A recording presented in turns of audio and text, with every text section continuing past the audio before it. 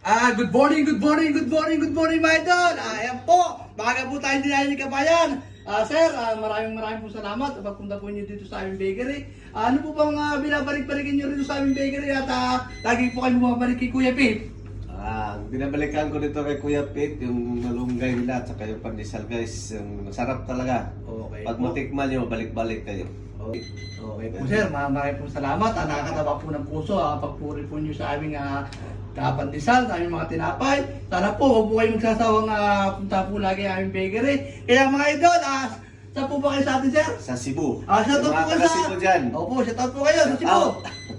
Okay po, maraming pong salamat sir.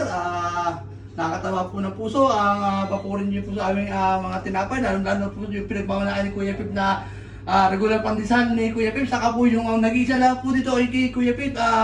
Malugay pandesal ni Kuya Pip. Pilit pong ginagayin nila pero hindi po nila magaya-gaya. The best po, kami po talaga ang nagkuha ng malugay pandesal dito sa UAE. Kuya Pip. Nag-iisa lang po. Pilit pong ginagaya nila ang malugay pandesal pero hindi po magaya-gaya mga idol. Maraming po salamat mga idol. Salamat po. Sir, salamat po sir. Okay sir, salamat po. Okay po.